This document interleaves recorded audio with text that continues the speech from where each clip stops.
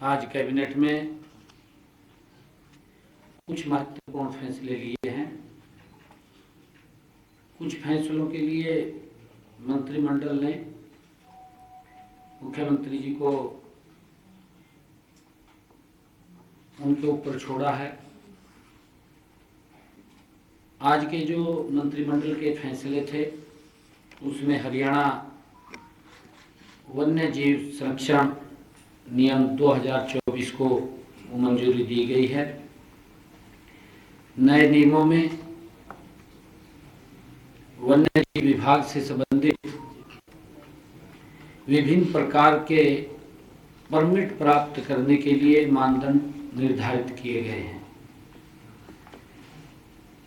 नए नियमों से परमिट प्राप्त करने की प्रक्रिया को भी अधिक पारदर्शी और उसका सरलीकरण हो, उसको मंजूरी दी गई है, ताकि जो हरियाणा वन्य जीव हैं उनको के लिए जो हमारी पॉलिसीज थी उस पॉलिसीज के लिए पहले, क्योंकि एक्ट वो बना हुआ था, पॉलिसीज के अंदर उसमें कुछ नियमों में बदलाव हुआ है, उसको मंजूरी दी गई है। दूसरा, हमने आड़तियों को एक बड़ी राहत पीछे क्योंकि मुझे मिले थे, रब्बी की खरीद सीजन जो 2024-25 था उसमें नमी के कारण उन्होंने इस बात की शिकायत की थी कि भारी नुकसान हमें हुआ है। उसकी भरपाई के लिए हमने एक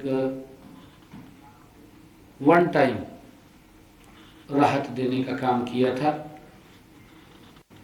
आज मंत्रिमंडल में उसको मंजूरी दी गई है।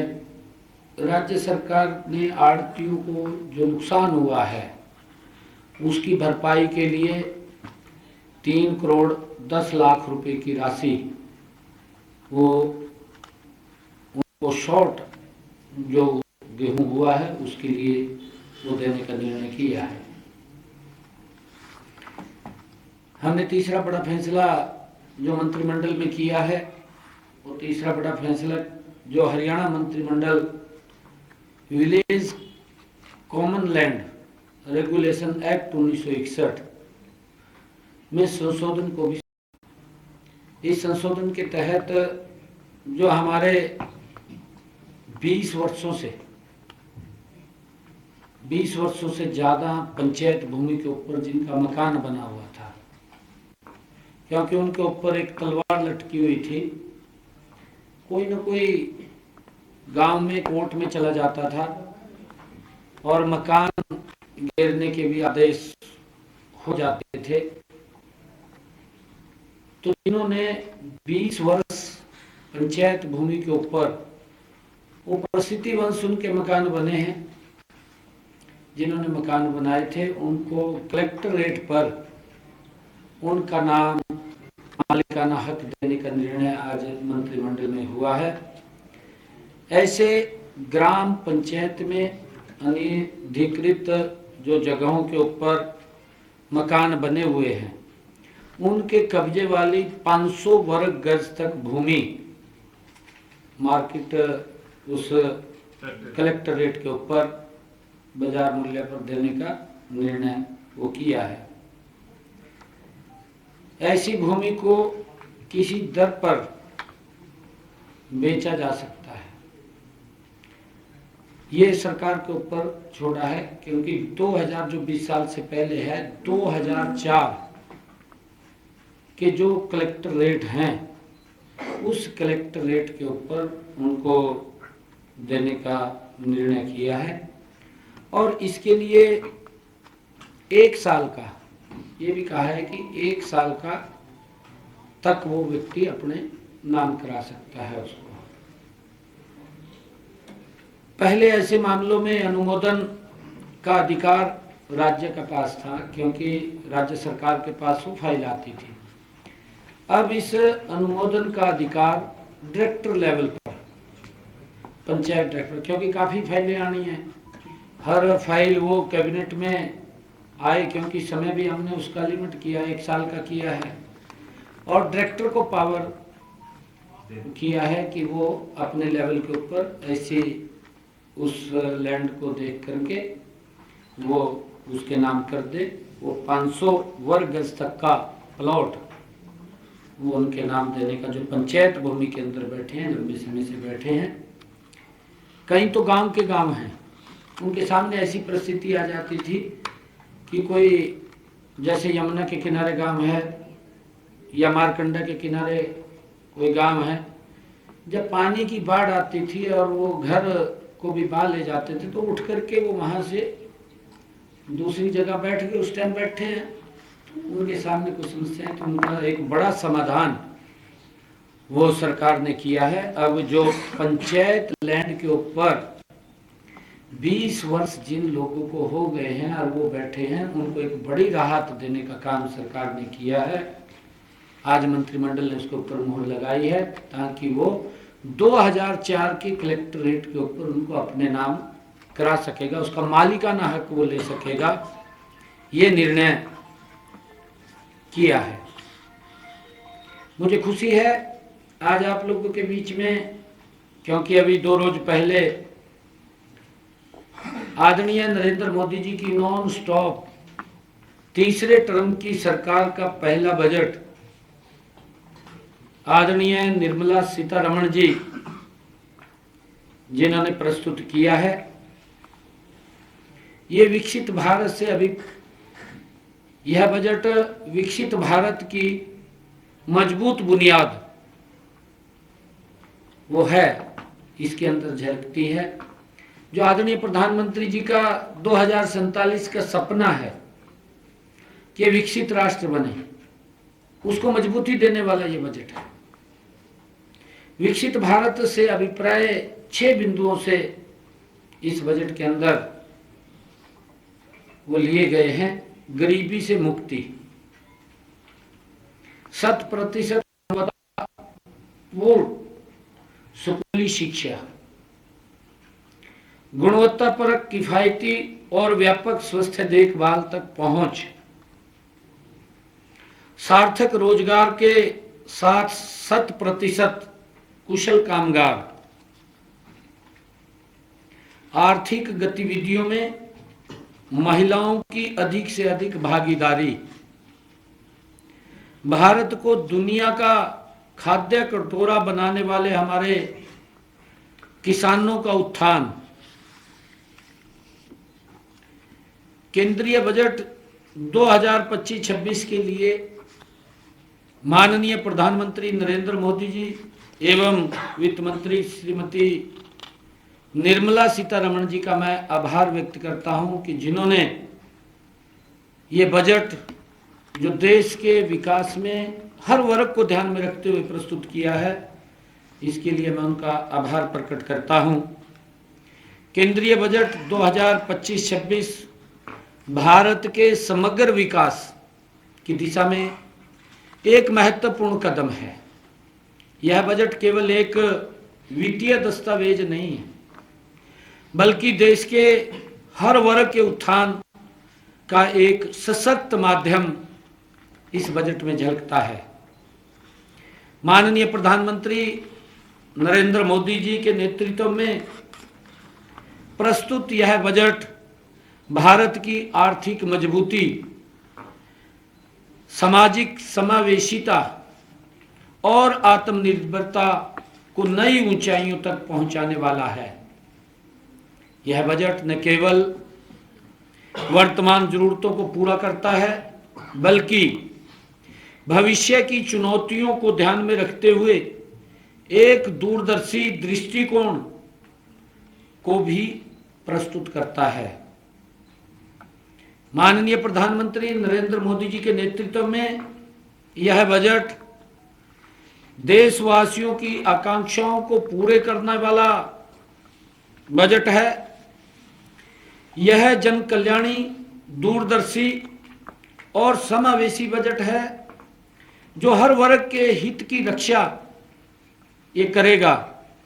इसमें किसान, युवा, महिला, व्यापारी और गरीबों के हितों का विशेष ध्यान इस बजट के अंदर रखा गया है। सरकार ने यह भी सुनिश्चित किया है कि देश की विकास यात्रा में कोई भी वर्ग पीछे ना रहे, हर वर्ग को आगे बढ़ाना इस बजट के अंदर वो झलकता है।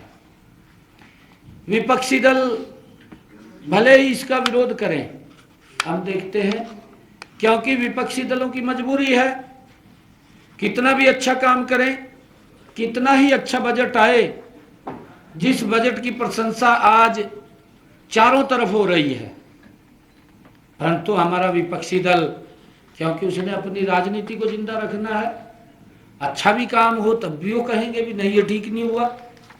अपनी तरफ वो देखते नहीं है कि हमारे जो बजट आते थे किस गति से भारत बढ़ा है। पिछले 10 वर्षों में अगर हम देखें, मोदी जी के नेतृत्व में भारत ने विकास में एक ऊंची छलांग लगाई है, हम सबके सामने है। आज हमारे रास्तों का सरलीकरण किया है, हमारे समय को कम किया है, चाहे रोड का इंफ्रास्ट्रक्चर हो, चाहे रेलवे की कनेक्टिविटी की बात हो, चाहे एयर कनेक्टिविटी की बात हो, और चाहे एजुकेशन से संबंधित इंफ्रास्ट्रक्चर को बढ़ाने की बात हो, चाहे किसान को मजबूत करने की बात हो। इस बजट के अंदर, क्योंकि लगातार मोदी जी के नेतृत्व में पिछले 10 वर्षों में हर वर्ग को सशक्त और मजबूत किया गया है, हर वर्ग को ध्यान में रखते हुए बजट के अंदर प्रावधान किए गए हैं। परंतु विपक्ष कई बार चश्मा कुछ और लगा लेता है, उसको आगे कुछ दिखाई नहीं देता, उसका विरोध करता है, वो उसका कार्य है, वो विरोध करे, परंतु इस हद तक न करे कि जिससे समाज को नुकसान होता हो, ऐसा विरोध ना करे। क्योंकि मोदी जी ने पिछले 10 वर्षों के अंदर एक मिशन मोड के अंदर भारत को आगे बढ़ाया है। अगर हम कहें कि यह बजट आर्थिक सशक्तिकरण की एक ठोस योजना को मूर्त रूप देने वाला है, भारत की अर्थव्यवस्था को आत्मनिर्भर बनाने की दिशा में यह बजट एक मील का पत्थर साबित होगा। यह बजट उन आलोचकों के लिए भी एक जवाब है जो विकास को राजनीति के चश्मे से देखते हैं। यह सिर्फ आंकड़ों का लेखा जोखा नहीं है, बल्कि संकल्पों की सफलता की कहानी है।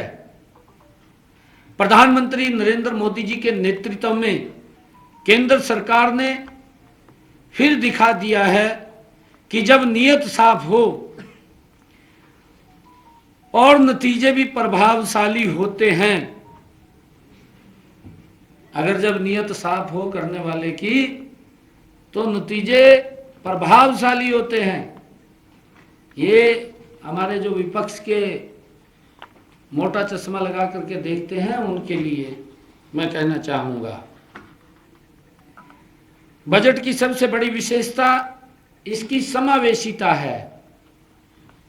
यह केवल बड़े उद्योग या शहरों तक ही सीमित नहीं है, बल्कि ग्रामीण भारत, किसानों, छोटे व्यापारियों और स्टार्टअप्स के भी समान अवसर प्रदान करने वाला बजट है।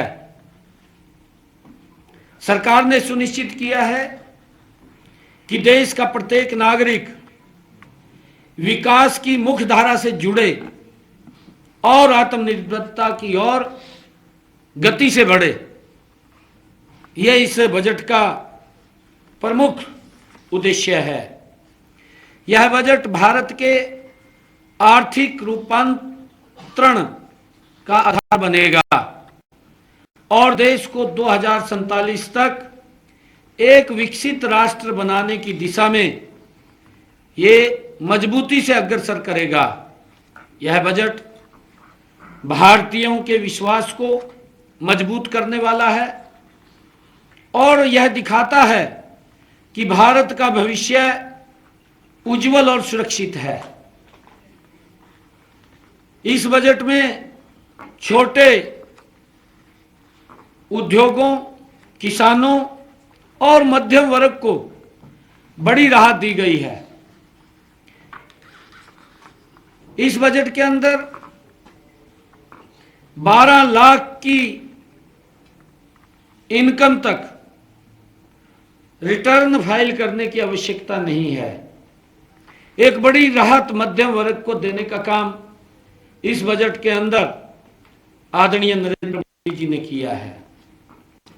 पहले ये लिमिट 7 लाख रुपए थी, अब इसको बढ़ाकर के 12 लाख रुपए किया गया है। एक बड़ी राहत ये मध्यम वर्ग के लिए आदरणीय प्रधानमंत्री जी ने दी है।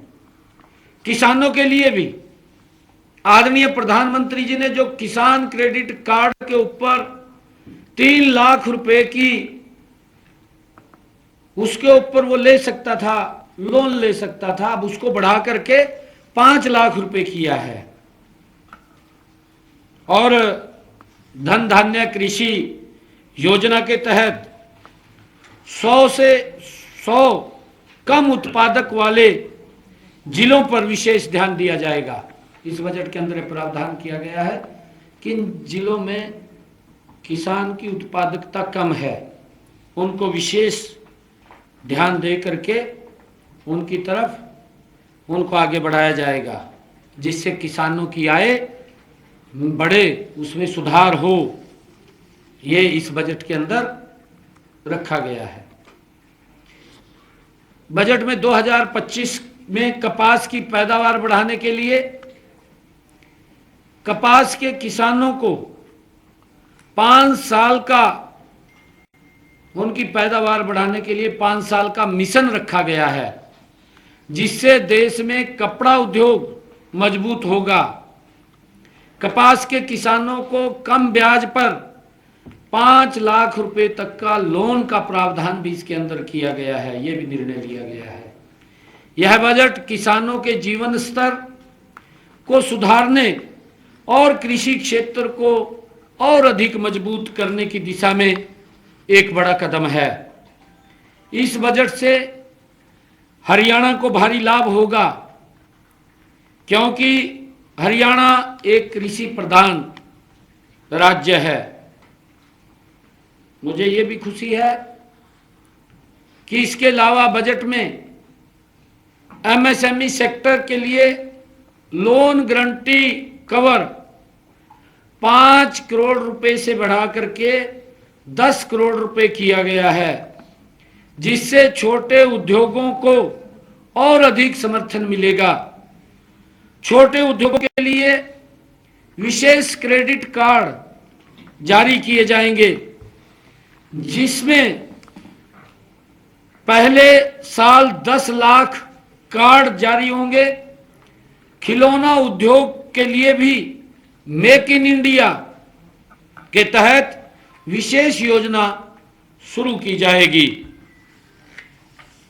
इस बजट में माननीय वित्त मंत्री निर्मला सीतारमण जी ने 2025 में एससी एसटी वर्ग की 5 लाख महिलाओं के लिए नई स्कीम की घोषणा की है, जिसमें उन्हें 2 करोड़ रुपए का टर्म लोन मिलेगा। साथ ही स्टार्टअप्स को भी बढ़ावा देने के लिए ऋण सीमा 10 करोड़ रुपए से बढ़ा करके 20 करोड़ रुपए कर दी गई है।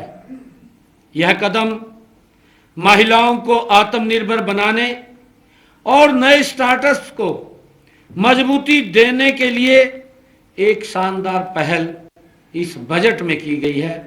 मैं निर्मला सीतारमण जी का भी, आदरणीय नरेंद्र मोदी जी का धन्यवाद करता हूं। इस बजट में शिक्षा और स्वास्थ्य क्षेत्र में भी बड़े ऐलान किए गए हैं। अगले 5 वर्षों में मेडिकल एजुकेशन में 75,000 नई सीटें जोड़ी जाएंगी। अन्नदाता शक्ति को और मजबूत करने के लिए केंद्रीय बजट में प्रधानमंत्री धन धान्य कृषि योजना की घोषणा की गई है। इस योजना के पहले चरण में राज्यों के सहयोग से 100 कम उत्पादक और कम बीमा कवरेज वाले कृषि जिलों को शामिल किया जाएगा। इसके साथ ही भंडारण सिंचाई सुविधाओं में सुधार किया जाएगा और किसानों को ऋण उपलब्ध कराया जाएगा। इस बजट में कृषि क्षेत्र में रोजगार की कमी को दूर करने के लिए एक व्यापक बहुक्षेत्रीय ग्रामीण समृद्धि और लचीलापन कार्यक्रम शुरू किया जाएगा। इसमें कौशल विकास, निवेश और तकनीकी के माध्यम से कृषि के रोजगार के नए अवसर पैदा किए जाएंगे। इसका उद्देश्य यह सुनिश्चित करना है कि प्रत्येक ग्रामीण के लिए प्रवासन एक आवश्यकता नहीं बल्कि विकल्प हो, उसको ध्यान में रखा गया है। साथ ही जुलाई 2024 के बाद जारी 100+ बीज स्कीमों की व्यावसायिक उपलब्धता सुनिश्चित की जाएगी। यूरिया को मजबूत करने के लिए असम के नामरूप में 12.7 लाख मीट्रिक टन वार्षिक क्षमता वाला एक नया संयंत्र भी स्थापित किया जाएगा। इस बजट में राज्यों को पूंजीगत व्यय के लिए 50 वर्ष की ब्याज मुफ्त ऋण सहायता के रूप में 1.5 लाख करोड़ रुपए का प्रावधान किया गया है। यह राशि राज्यों को भविष्य के लिए मजबूत बुनियादी ढांचा तैयार करने में मदद करेगी। शहरी गरीबों और कमजोर वर्गों के उत्थान के लिए केंद्र सरकार एक नई योजना की घोषणा की है। इस योजना का उद्देश्य शहरी श्रमिकों की आय और जीवन स्तर को सुधारना है। यह उन्हें सतत आजीविका, सस्टेनेबल लाइवलीहुड के अवसर प्रदान करेगी।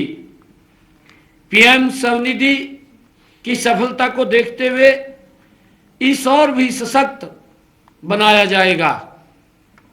अब तक 68 लाख स्ट्रीट वेंडर्स इस योजना का लाभ उठा चुके हैं। नई योजना में बैंकों से बड़े ऋण, 30,000 की सीमा वाले यूपीआई लिक्विड क्रेडिट कार्ड और क्षमता निर्माण का भी समर्थन इसमें शामिल होगा।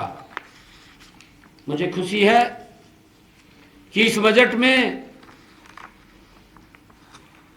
जो हमारे व्यापारी भाई हैं उनके लिए भी प्रावधान इसमें किए गए हैं। जैसा मैंने अभी बताया है कि एमएसएमई के लिए जो वित्तीय सहायता देने वाली लोन गारंटी है उसकी सीमा 5 करोड़ से 10 करोड़ रुपए की गई है।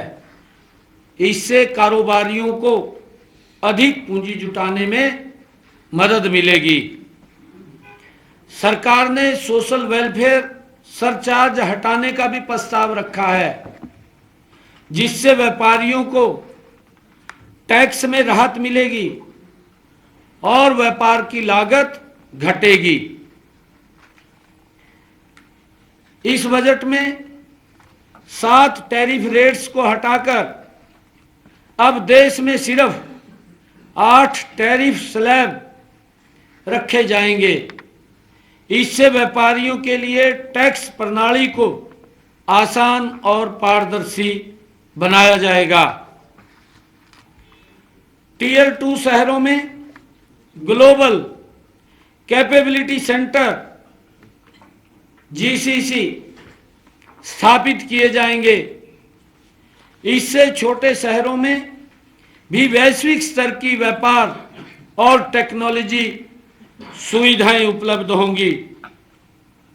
देश में खिलौना निर्माण को बढ़ावा देने के लिए एक राष्ट्रीय योजना लागू की जाएगी। इसका मकसद भारत को खिलौना उद्योग में एक वैश्विक हब बनाने का है। नई लेदर स्कीम्स के तहत 22 लाख लोगों को रोजगार मिलेगा, जिससे इस क्षेत्र में व्यापार और उत्पादन को बढ़ावा मिलेगा। सूक्ष्म उद्योगों के लिए कस्टमाइज्ड क्रेडिट कार्ड 5 लाख रुपए की लिमिट वाले उद्यमियों के लिए जारी किए जाएंगे, जिससे व्यापारियों को आसान फंडिंग का लाभ मिलेगा। सरकार पहले वर्ष में 10 लाख कस्टमाइज क्रेडिट कार्ड जारी करेगी, ताकि छोटे कारोबारियों को बिना झंझट के वित्तीय मदद मिल सके और स्ट्रीट वेंडर्स, जो शहरी स्ट्रीट वेंडर्स के लिए प्रधानमंत्री स्वनिधि योजना के तहत लोन लिमिट को 30,000 रुपए तक बढ़ा दिया गया है। इससे छोटे विक्रेताओं को अपने कारोबार के विस्तार में मदद मिलेगी। ये भी इस बजट के अंदर वो किया गया है। हम धन्यवाद करते हैं आदरणीय प्रधानमंत्री जी का, आदरणीय निर्मला सीतारमण जी का और हमारे रेल मंत्री अश्विनी वैष्णव जी का, जो आदरणीय नरेंद्र मोदी जी के नेतृत्व में जिन्होंने हरियाणा के लिए रेल सुविधाओं में जो इस बजट के अंदर बढ़ोतरी की है, जो प्रावधान किया है। रेल बजट में हरियाणा के रेल इंफ्रा को मजबूत करने के लिए केंद्र से मिले 3,416 करोड़ रुपए वो दिए गए हैं। मैं आदरणीय नरेंद्र मोदी जी का और अपने रेल मंत्री अश्विनी वैष्णव जी का, निर्मला सीतारमण जी का दिल से धन्यवाद करता हूं। मैंने कहा है कि ये बजट देश के, प्रदेश के मजबूती की ओर ले जाने वाला और तीव्र गति से ले जाने वाला ये बजट है। ये विकसित भारत का बजट है, जिसमें हर वर्ग को समाहित किया गया है। मुझे खुशी है कि यह राशि 2009 से 2014 तक मिले, 2009 से 2014 तक मिले 315 करोड़ रुपए से 11 गुना अधिक इस बजट के अंदर हरियाणा के लिए प्रावधान किया गया। 11 गुना, इतना बड़ा इसमें प्रावधान किया गया है। और वो पता नहीं कौन सा चश्मा लगा करके देखते हैं, उनको दिखाई नहीं देता विकास, बस विरोध करना है। कोई बात नहीं, उनकी ड्यूटी है, परंतु विरोध भी विपक्ष को मैं सुझाव दूंगा कि एक लिमिट का होना चाहिए। जब मैं उनका बता रहा हूं कि 2009 से 2014 तक मात्र 315 करोड़ रुपए का बजट था, उसका 11 गुना अधिक दिया है। ये कोई छोटी बात नहीं है। 11वें साल के अंदर हम प्रवेश कर रहे हैं। मोदी की सरकार नॉन स्टॉप तीसरे टर्म के अंदर इसका पहला बजट ये 11वें साल के अंदर है और 11 गुना पैसा बढ़ा करके हरियाणा को दिया। कितना प्रेम, कितना स्नेह करते हैं हरियाणा को मोदी जी। गति से आगे बढ़ा है। रेल इंफ्रास्ट्रक्चर को मजबूत बनाने के लिए बड़े बजट आवंटन के लिए आदरणीय प्रधानमंत्री नरेंद्र मोदी जी और रेल मंत्री आदरणीय अश्विनी वैष्णव जी का मैं दिल से बहुत बहुत धन्यवाद करता हूं, उनका आभार प्रकट करता हूं। 2014 से अब तक हरियाणा में 2014 के बाद अब तक, क्योंकि 2025 ये 11वें साल के अंदर मोदी जी की नॉन स्टॉप तीसरे टर्म की सरकार, हरियाणा में 823 किलोमीटर रेलवे ट्रैक का काम पूरा हुआ है, जिसके ऊपर 15,875 करोड़ रुपए के 1195 किलोमीटर लंबाई वाले 14 नए प्रोजेक्ट्स का कार्य प्रगति पर है। मुझे खुशी है कि हरियाणा के इस बजट में हरियाणा के 34 रेलवे स्टेशनों को 1149 करोड़ रुपए की राशि से अमृत स्टेशन के रूप में विकसित किया जा रहा है, जिनमें जो अभी बजट आया है इससे ये 1149 करोड़ रुपए, जिनमें अंबाला कैंट, उस स्टेशन को अमृत स्टेशन में लिया गया है। मैं धन्यवाद करूंगा देश के यशस्वी प्रधानमंत्री जी का, क्योंकि रेल का इंफ्रास्ट्रक्चर ऐसा है जब इसका सुदृढ़ीकरण और ये मजबूती की तरफ होगा तो देश के हर व्यक्ति को इसका लाभ मिलेगा, क्योंकि सुविधाएं हर व्यक्ति को लाभ मिलता है। हमारे अमृत रेलवे स्टेशन के रूप में जो विकसित, जिनमें Ambala cantt, Ambala city, Bahadurgarh, Ballabhgarh, Bhiwani junction, Charkhi Dadri, Faridabad new town, Gohana, Hansi, Hisar, Hodal, Jind junction, Kalanwali, कालका, Karnal, Kosli, Kurukshetra junction, Loharu, Mahendragarh, Mandi Adampur, Mandi Dabwali, Narnaul, Narwana junction, Palwal, Panipat junction, Pataudi road, Sirsa, Sonipat, Yamunanagar और जगाधरी शामिल हैं। मुझे खुशी है कि हरियाणा में वर्तमान में 14 नए रेलवे ट्रैक पर काम जारी है। 14 नए रेलवे ट्रैक के ऊपर काम जारी है। नए जो अभी और बनेंगे, 1195 किलोमीटर ट्रैक बिछाने पर 15,875 करोड़ रुपए इस बजट के अंदर रखे गए हैं जो खर्च होंगे। इनमें चंडीगढ़ बद्दी, पलवल से न्यू पृथला, रेवाड़ी से खाटूवास,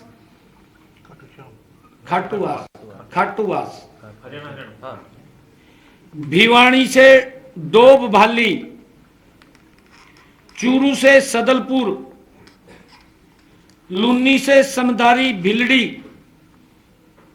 मानहेरू से भिवानी खेड़ा, खाटूवास से नारनौल, पानीपत से रोहतक, फिरोजपुर से बठिंडा,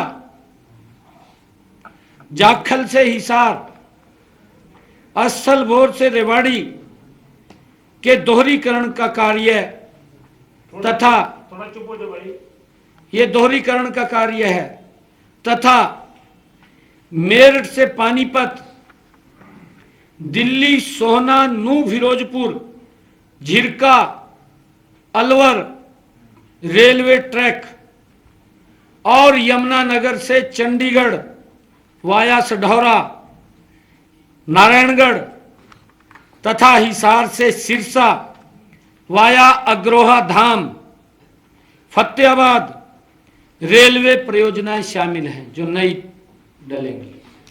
और इसके लिए 15,875 करोड़ रुपया वो आवंटित किया गया है। मैं इसके लिए आदरणीय प्रधानमंत्री जी, आदरणीय रेल मंत्री जी का दिल से आभार व्यक्त करता हूं कि इस रेलवे नेटवर्क से मेरे हरियाणा प्रदेश का जिस प्रकार से पिछले 10 वर्षों में आदरणीय नरेंद्र मोदी जी ने मेरे हरियाणा के अंदर एक सड़कों का जाल बिछाया है, और मैं संज्ञा अगर दूं स्पाइडरमैन अगर कोई है तो नरेंद्र मोदी है। इस प्रकार का जाल हरियाणा के अंदर बिछाया है। हर व्यक्ति के जीवन में एक बड़ा बदलाव इस रोड इंफ्रास्ट्रक्चर से आया है। उसके अंदर हमने जो आदरणीय मोदी जी ने जहां 4-4 घंटे 6-6 घंटे जाम में फंसे रहते थे, आज चंडीगढ़ से दिल्ली 3.5 घंटे, हरियाणा के किसी कोने से दूसरे कोने में जाना है 3-3.5 घंटे।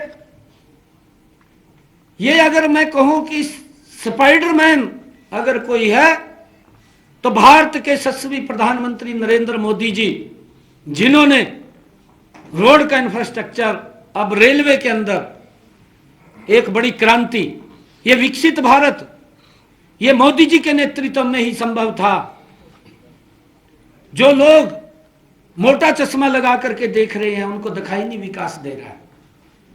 उनके समय में लोग किस प्रकार से लाइनों में खड़े रहते थे, किस प्रकार से लंबे समय तक इंतजार करते रहते थे। फाटक आ जाता था कहीं 3-3 घंटे 4-4 घंटे जाम में फाटक में ही फंसे रहते थे।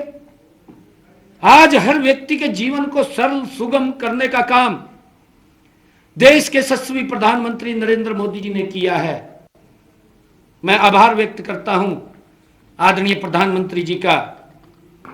मुझे खुशी है कि इसी दौरान 121 ट्रैक के विद्युतीकरण का भी कार्य पूरा हुआ है, और इस अवधि के दौरान 534 रेलवे फ्लाईओवर व अंडरब्रिज के निर्माण का कार्य भी हुआ है।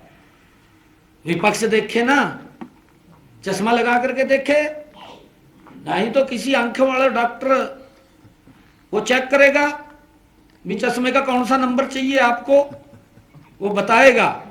दिखाई नहीं दे रहा, इतना बड़ा काम हुआ है पिछले 10 वर्षों में।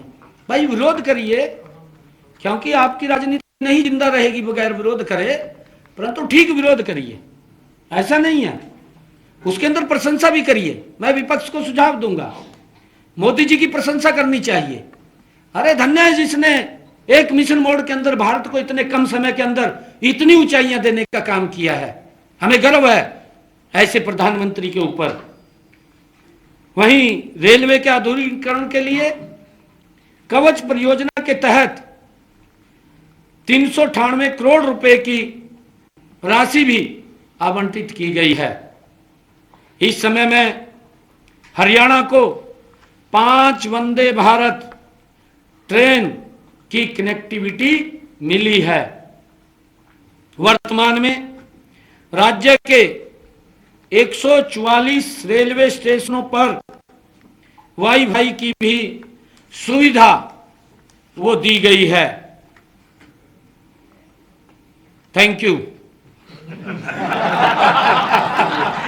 तो एकदम बड़ा ब्रेक था, एकदम ब्रेक था, एक्सीडेंट हो गया। अच्छा, ऐसे नहीं, आराम से। बजट सेशन पे चर्चा हुई है मंत्रिमंडल के अंदर। मंत्रिमंडल ने, पूरे मंत्रिमंडल ने मुख्यमंत्री को अधिकारित किया है बजट के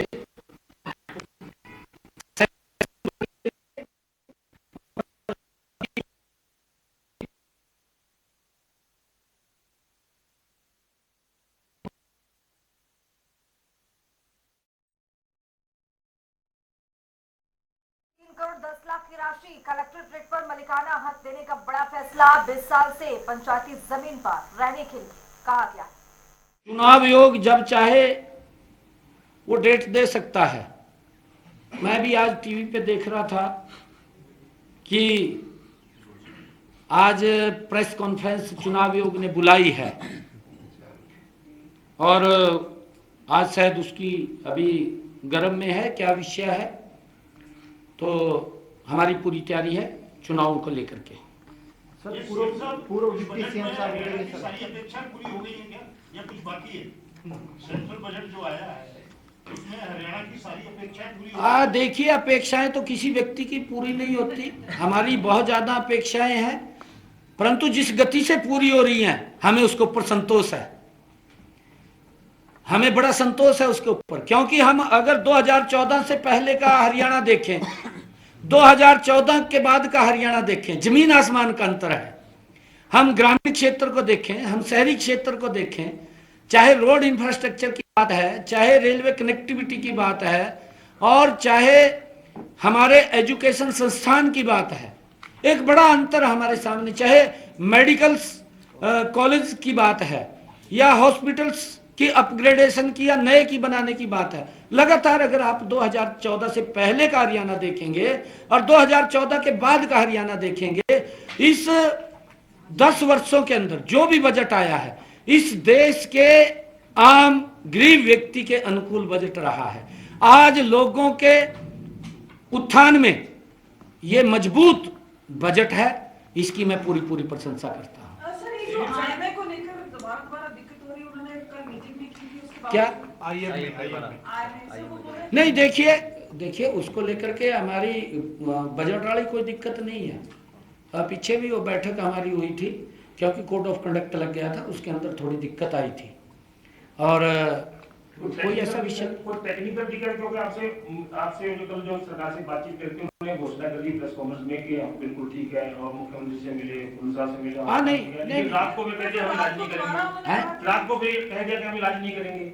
अभी इलाज बंद है। अभी इसमें कोई टेक्निकल पॉइंट था क्या कि डॉक्टरों की ज्यादा ड्यूटी लगाएगी, चेकिंग का कोई इशू क्या है? मतलब जो आपके सामने आया है इशू, तो आपके सामने कोई टिकता तो है नहीं। उन्होंने कहा कि रात को हमारी कार्यकारिणी की बैठक हुई और उसमें फैसला लिया कि हम बंद कर दिया, और अभी बंद है अभी फिलहाल ये मतलब कोई इलाज क्यों आ रही है? ये आप तो बड़ा वो बोल रहे हैं 400 करोड़ रुपए अभी भी बकाया है।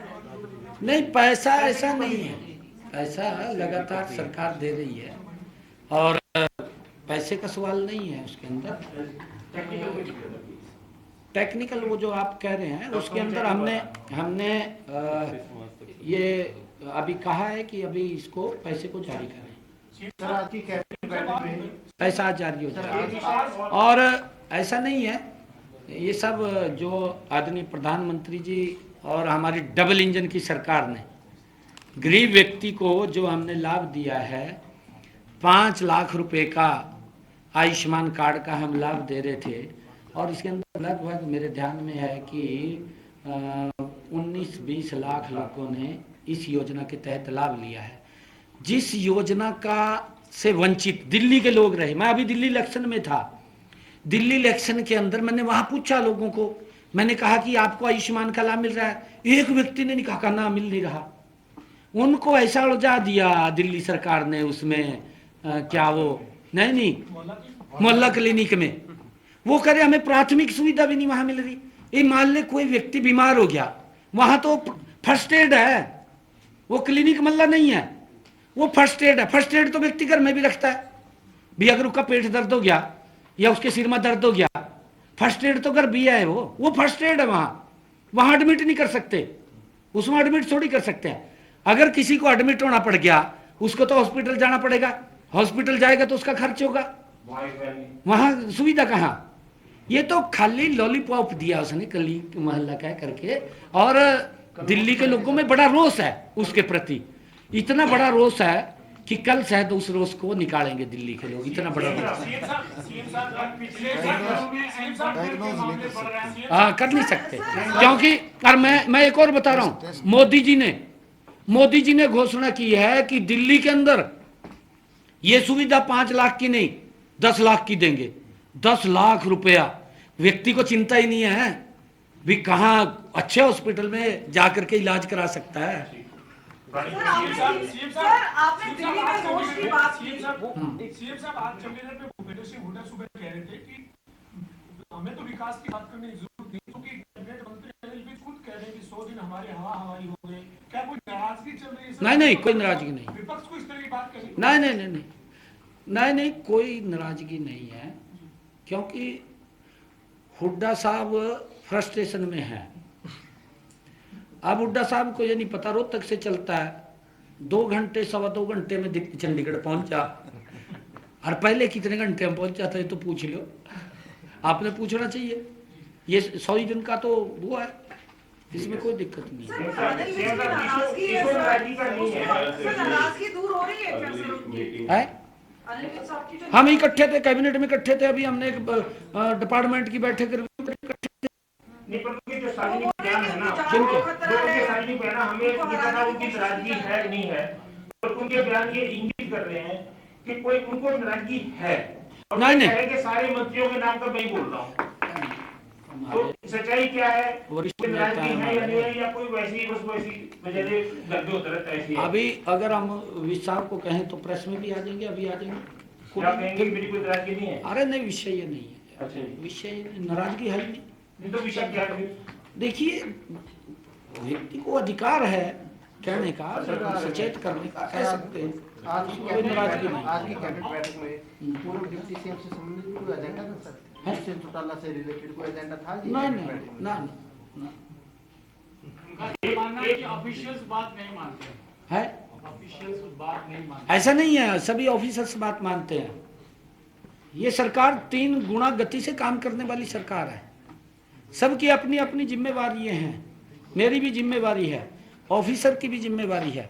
ऐसा थोड़ी है किसी की बात नहीं मानेगा, हमारे विधायकों की भी मारने की कोशिश है। सर कल कोर ग्रुप की बैठक है सर, कोर ग्रुप की बैठक है कल। कोर ग्रुप की बैठक में सर क्या कुछ एजेंडे रहेंगे? कल आपने छोटी टोली की बैठक की, कल कोर ग्रुप की बैठक। हाँ, कल उनकी बैठक है सर। आज हमने बैठक बुलाई है क्योंकि डेवलपमेंट से संबंधित उसके यार कोर कमेटी की हमारे संगठन ने अध्यक्ष जी ने, मोहनलाल कौशिक जी ने बैठक आमंत्रित की है। कल उसके अंदर उसमें कई विषयों के ऊपर चर्चा रहेगी। आगामी हमने क्या रणनीति अपनानी है, क्योंकि हमारा संगठन का पर्व भी चल रहा था और हमारी मेंबरशिप चल रही थी। मेंबरशिप के बाद अब संगठन का पर्व भी चल रहा है।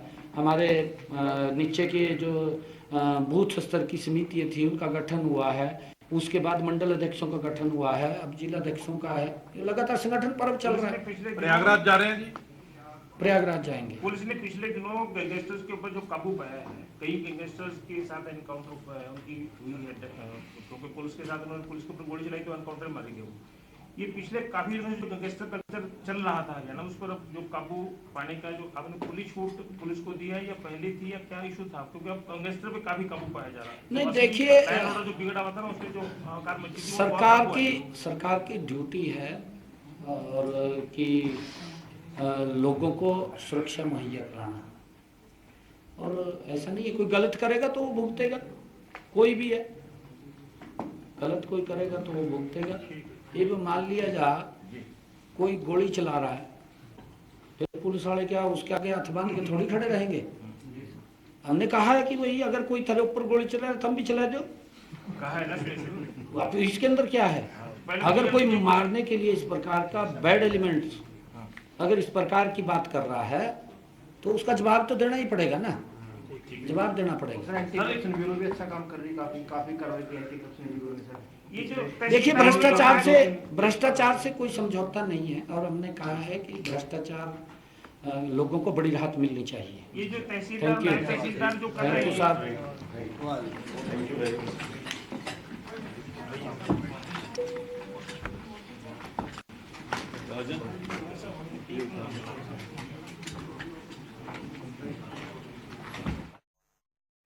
बैठक के बाद मुख्यमंत्री प्रेस कॉन्फ्रेंस कर रहे थे और इस प्रेस कॉन्फ्रेंस के दौरान मुख्यमंत्री की ओर से कई बड़ी जानकारी दी गई है। मुख्यमंत्री की ओर से कहा गया है कि केंद्रीय बजट से हर वर्ग का विकास हुआ है। किसानों के उत्थान के लिए बजट में बड़ी घोषणाएं की गई है। भारतीयों के विश्वास को और ये बजट मजबूत करेगा। आर्थिक गतिविधियों में महिलाओं को शामिल किया गया है। प्रधानमंत्री का लक्ष्य है कि देश को विकासशील बनाए, विकसित भारत बनाए। इस वक्त की बड़ी खबर, बड़ी जानकारी।